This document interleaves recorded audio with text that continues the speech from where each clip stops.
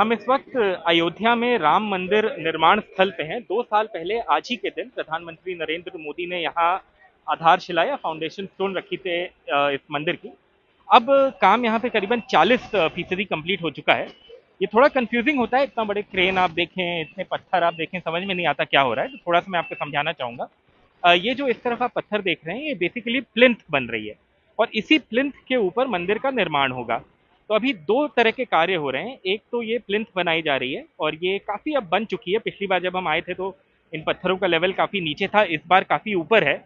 और दूर की तरफ यहाँ से आप देख नहीं सकते, लेकिन इसके आगे हमको जाना अलाउड नहीं है।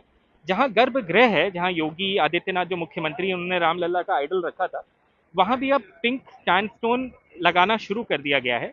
ये पत्थर राजस्थान से आता है और वही उधर से ही मंदिर बनना शुरू होगा और दिसंबर 2023 तक ऐसा बताया जा रहा है कि ये मंदिर का फर्स्ट फ्लोर जो है वो बनके तैयार हो जाएगा और श्रद्धालुओं के लिए खोल दिया जाएगा। पॉलिटिकल टाइमिंग भी इंपॉर्टेंट रहेगी सरकार और बीजेपी के लिए, क्योंकि 2024 में नेशनल इलेक्शन या लोकसभा इलेक्शन है। लेकिन फिलहाल आप देख सकते हैं किस तरह से यहाँ पे ये इंजीनियर्स और वर्कर्स और लेबरर्स सब लोग यहाँ पे काम कर रहे हैं। और ये काम काफ़ी समय चलता है, 12-14 घंटे दिन में चलता है और इसी तरह से सारा काम होता है। जैसा कि मैंने कहा कि अभी उतना समझ में नहीं आ रहा है, क्योंकि ये काम कंस्ट्रक्शन का है। लेकिन जब वो मंदिर और वो पिंक सैंडस्टोन आगे बढ़ने लगेगा, तब शायद ये और भव्य दिखे और आदमी को समझ में आने लगे कि भाई क्या हो रहा है। प्रमोद श्रीवास्तव अयोध्या में बहुत सालों से रिपोर्टिंग कर रहे हैं, सालों सालों से, और इनसे हम बात करना चाहेंगे। प्रमोद जी, ये तो राम मंदिर कंस्ट्रक्शन है, निर्माण स्थल की बात हुई। बाकी अयोध्या में भी हम जब आ रहे थे, काफ़ी रोडें खुदी हुई थी, काफ़ी कंस्ट्रक्शन हो रहा था। 2-3 मुख्य कार्य और गिना दीजिए जो हो रहा है। नहीं, जब से ये जजमेंट आया उसके बाद से अयोध्या में सबसे ज़्यादा तो जगह जगह जो आरोगी है, रेलवे ओवरब्रिज, उससे फ्लाईओवर बना रहे हैं। और जो अयोध्या फैजाबाद जो पहले हुआ करता था, अब अयोध्या कैंट हो गया, वहां से लेके राम की पैड़ी जहाँ दीपोत्सव कार्यक्रम होता है, ये मेन रोड चौड़ा हो रहा है, 4 लेन बनेगा। तो वो तोड़फोड़ हो रहा है। और दूसरा, ये अंदर में जो राम जन्मभूमि को रास्ता आ रहा है अयोध्या के श्रृंगार हाट की तरफ से, पेट्रोल टंकी के सामने से, ये भी तोड़ करके चौड़ा किया जा रहा है। तो मेन काम तो अभी यहाँ पे रास्तों को बनाया जा रहा है, चौड़ा किया जा रहा है।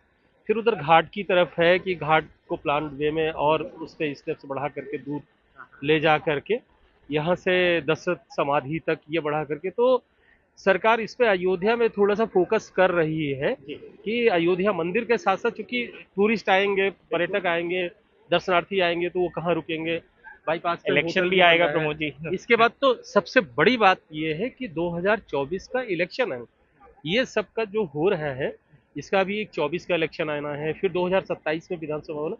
सर, आप ये मान के चलिए कि 2029 तक जो एक दिव्य अयोध्या, नव्य अयोध्या और भव्य अयोध्या का जो स्वरूप होगा, मुझे जहां तक लगता है, मेरा मानना है कि 2029 के लोकसभा चुनाव तक ये जाकर के कहीं मूर्त रूप और भव्यता को लेगा। एक और सवाल प्रमोद जी, आखिरी सवाल मेरा, कि आजकल जब लखनऊ में हम कैबिनेट मीटिंग्स होती हैं या योगी जी अयोध्या को लेकर रिव्यूज करते हैं, तो करोड़ों करोड़ों की बात हम सुनते हैं।